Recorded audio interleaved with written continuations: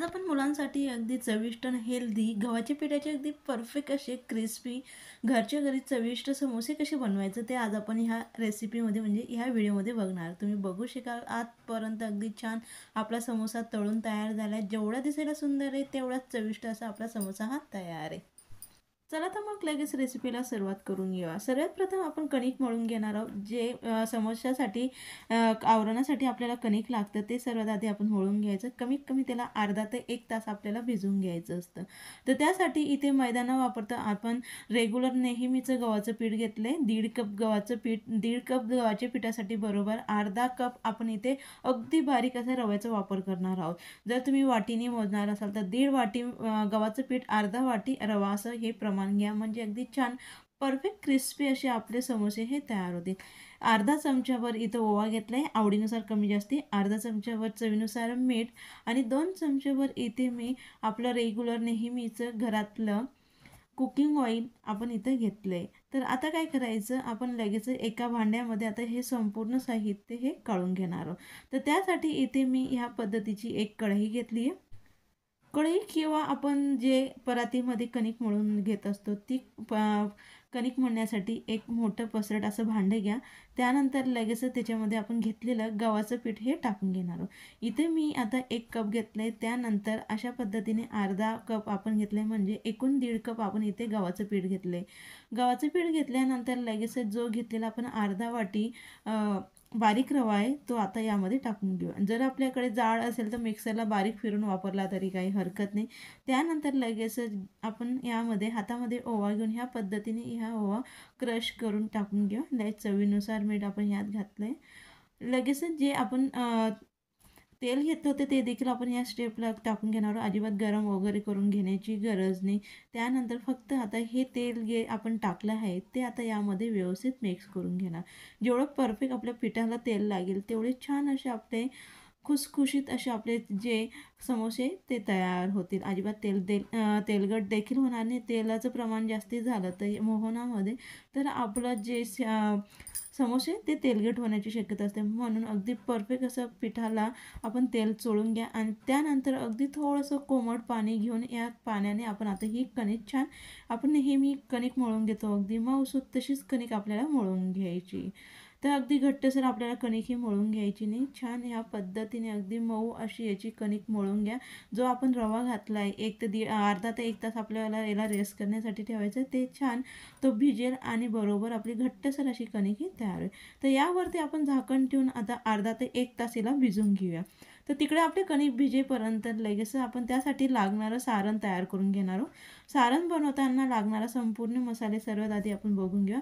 अर्धा चमच्यावर 1 चमच्यावर जिरे पावडर, अर्धा चमचा आमचूर पावडर, अर्धा चमच्यावर इथे मी चाट मसाला घेतला आहे. काश्मीरी मिरची पावडर अर्धा चमचा घेतली आहे. आवडीनुसार आपण कमी जास्ती तिखट कसं हवे त्यानुसार आपण लाल तिखटाचा वापर करून घेऊ शकतो. त्यानंतर बारीक अगदी थोडंसं जाडसर असं बारीक मिक्सरला फिरून घेतलेले 1 चमच्यावर इथे धने पावडर म्हणजे अख्खे धनेला मिक्सरला बारीक फिरून घेतले. त्यानंतर 1 चमच्यावर बडीशोप घेतली, ती देखील मिक्सरला अशा पद्धतीने जाडसर अशी फिरून घ्या. अगदी थोडीशी आपण 1 वाटीभर कसुरी मेथी बारीक चिरून घेतलेली, कोथिंबीर, अर्धा चमच्याभर हिंग आणि लगेच चवीनुसार मीठ. अगदी छान कलर येण्यासाठी इथे मी हळद घेतली आहे. त्यानंतर मिक्सरला बारीक फिरून घेतलेला हिरव्या मिरचीचा ठेचा आणि बारीक फिरून घेतलेले त्याचमध्ये आपण ज्यावेळेस ठेचा तयार करून घेणार आहोत हिरव्या मिरचीचा त्याचवेळेस 1 ते 2 लसणाच्या पाकळ्या आणि 1 ते 1.5 इंचाचा आल्याचा तुकडा अशा पद्धतीने आपण इथे हिरव्या मिरचीचं वाटण तयार करून घेतले. आता आपले संपूर्ण मसाले आपले पाहिले गेले. त्यानंतर लगेचच आपण मध्यम आकाराचे 4 ते 5 बटाटे आपण उकडून घेतले. मंद आचेवरती 3 ते 4 शिट्ट्या करून उकडून ह्या पद्धतीने त्याला हाताने मॅश करून घ्यायचे. त्यानंतर लगेचच आपण आता याला फोडणी देऊन घेणार आहोत. फोडणी देण्यासाठी इथे साईडला कढईमध्ये आपण लगेच अजिबात जास्ती तेल घ्यायचं नाही. जर आपण जास्ती तेल वापरलं तर आपलं जे सारण असं अगदी जास्त तेलकट होतं. त्यामुळे अगदी कमी तेल वापरा. इथे मी 1 चमच्यावर मध्यम आकाराचं 1 चमच्यावर तेल गरम करून घेतलं आहे. तेल हे अगदी छान कडकडीत असं गरम होऊ द्या. त्यानंतर जर आपल्याकडे कढीपत्ता असेल तर कढीपत्त्याची 3 ते 4 पानं 1 चमच्यावर ह्या पद्धतीने मोहरी आपण तडतडल्यानंतर लगेच यामध्ये अगदी थोडंसं आपण किसमिस घेतले, बडीशोप धने पावडर सॉरी म्हणजे जे आपण धने घेतले ते धने, जर धने नसतील तर धने पावडर वापरले तरी काही हरकत नाही. मिक्सरला फिरून घेतलेली हिरवी मिरचीचं वाटण हे छान आपण तेलामध्ये परतून घ्यायचं.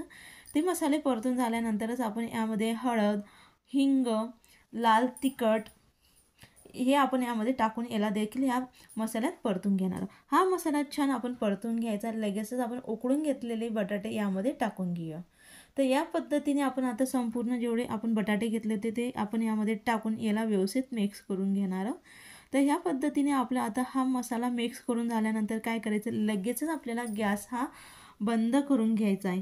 अजिबात आपल्याला आता गॅसवरती ही भाजी परतून घ्यायची नाही. त्यानंतर लगेचच याच्यामध्ये चाट मसाला, आमचूर पावडर, चाट मसाला नसेल तर निंबूचा वापर करून घेतला तरी काही हरकत नाही. जे काय आपले राहिलेले मसाले होते संपूर्ण आपण यामध्ये टाकून घेऊ. चवीनुसार मीठ, बारीक चिरून घेतलेली कोथिंबीर, लई बारीक हातावरती क्रश करून घेतलेली कसुरी मेथी. या मेथीमुळे खूप छान अशी चव आपल्या समोस्यांना येते.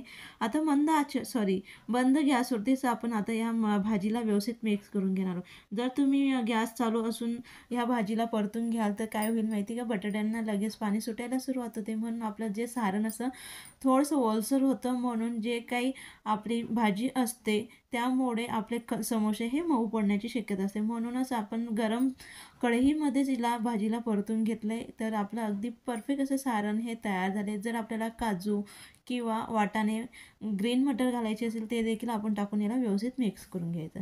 तर आपलं तिकडे सारण तयार झालं आहे आणि इकडे 1 तासभर आपलं छान कणिक देखील मुरून तयार झाली. तर लगेच हिला थोडंसं आपण तेलाचे हात लावून आता छान पुन्हा आणखी हिला चोळून घेऊया. या पद्धतीने अगदी परफेक्ट मऊ होईपर्यंत, एकजीव होईपर्यंत आता ही कणिक पुन्हा आपण 2 ते 3 मिनटं तेल लावून हिला मळून घेणार आहोत. तर ह्या पद्धतीने मी आता ही तेल लावून कणिक ही मळून घेतली.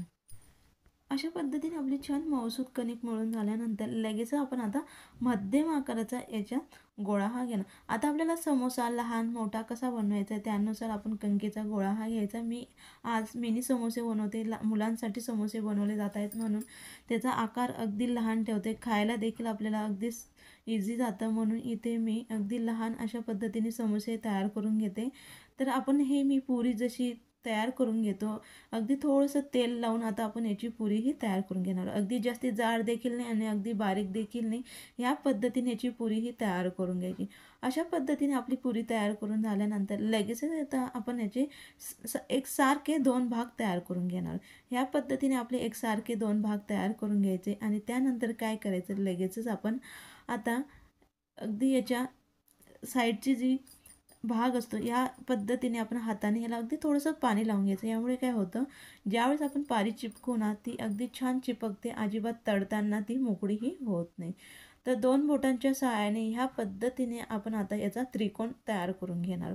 अगदी सहज असा याचा जो त्रिकोण असतो ना तो त्रिकोण आपला तयार होतो. अजिबात तो तिरकस वगैरे होत नाही. अगदी सहज तो चिपकतो देखील. अगदी व्यवस्थित त्याला चिपकून घ्या जेणेकरून तो तळताना मोकळा होणार नाही. लगेच आपण आवडीनुसार आपल्याला कितपत सारण हवं आहे त्यानुसार यामध्ये लगेच सारण भरायचं आहे आणि आजूबाजूने पुन्हा आणखी आपण अगदी थोडंसं पाणी लावून घ्यायचं आणि हलक्या हाताने त्याला व्यवस्थित पॅक करून घ्यायचं. म्हणजे तळताना ते अजिबात मोकळे हे होणार नाही आणि सारण आपलं बाहेर पडणार नाही. अगदी परफेक्ट असं आपला समोसा हा तयार झाला आहे. अजिबात आकार देखील आपला बिघडला वगैरे नाही आहे. अगदी छान असे आपले परफेक्ट मार्केट स्टाईल आपले समोसे हे तयार झाले. तर दुसरा देखील आपण ह्याच पद्धतीने अगदी थोडंसं पाणी लावून घेऊया. पाणी लावल्यानंतर लगेच आपण दोघी साईडने ज्या कळा असतात त्या व्यवस्थित आपण एकमेकांवरती ठेवून ह्या पद्धतीने त्रिकोण तयार करून घ्यायचा. लगेचच त्यामध्ये आपण आता सारण भरून याला देखील व्यवस्थित हलक्या हाताने बंद करून घेऊया.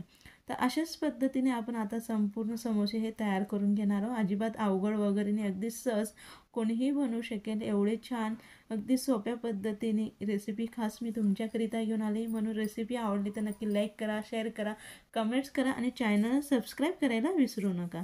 तर मी आता 6 ते 7 असे समोसे बनवून घेतले गरमागरम खाण्यासाठी. इथे मी फक्त अगदी थोडेसे आता बनवून घेतले. जसे आपण खाऊ तसे त्यांना गरम तयार करून घ्यायचे।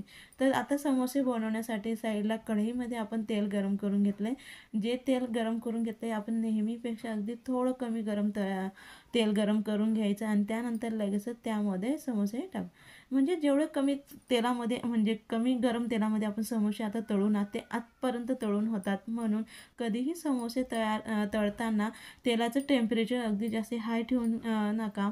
कमीत कमी अगदी सहज आपण समोसा म्हणजे एक छोटासा आपण जर कणकेचा तुकडा टाकला तर तो हळूवार वरती यायला पाहिजे, लगेच नको यायला। त्यामुळे काय होईल आतपर्यंत आपला समोसा अगदी छान आणि एकसारखा तो तळून होतो। नाही तर गरम तेलात टाकल्यानंतर काय होतं तो लगेच वरून तळून होतो आणि आपल्याला तो काढून घ्यावा लागतं, म्हणजे ज्याचं आवरण जास्ती काळपट देखील होऊ शकतो आणि चव देखील त्याची बिघडू शकते। म्हणून कधीही समोसा तळताना अगदी मंद आचेवर आणि कमी टेम्परेचर तेलामध्ये त्याला तळून घ्या। त्यामुळे तो समोसा आतपर्यंत छान तळला जातो आणि बाहेरून देखील त्याचा कलर देखील छान येतो आणि अगदी छान तो क्रिस्पी देखील अगदी परफेक्ट तो होतो।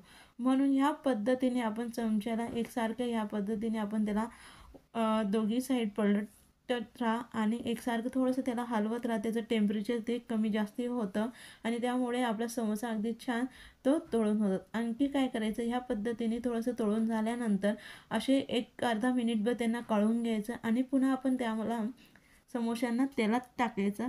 जे टेम्परेचर असं समोश्यांचं ते कमी होतं। पुन्हा आणखी तेलात टाकल्यानंतर ते छान क्रिस्पी असे आपले समोसे हे तळून होतात।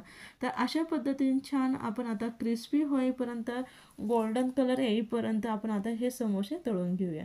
तर अशा पद्धतीने आपण समोसे हे तळून घ्यायचे। अजिबात आपले समोसे हे मोकळे वगैरे झाले नाही, त्याचं सारण देखील निघाले नाही। तर तुम्ही याचा आवाज ऐकून घेऊ शकता। तर अगदी परफेक्ट असे क्रिस्पी असे आपले समोसे हे तयार झाले। गव्हाच्या पिठाचे अजिबात आपल्याला वाटणार नाही आपण गव्हाच्या पिठाचे समोसे बनवले। एवढे छान आपले पौष्टिक समोसे हे तयार होतात।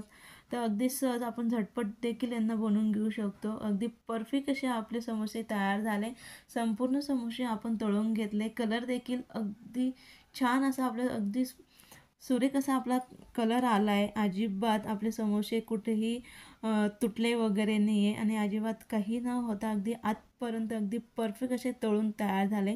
रेसिपी आवडली असेल तर नक्की लाईक करा, शेअर करा, नक्की मुलांसाठी बनवा। तुम्ही मुलं देखील अगदी आनंदित होतील एवढे छान आपले समोसे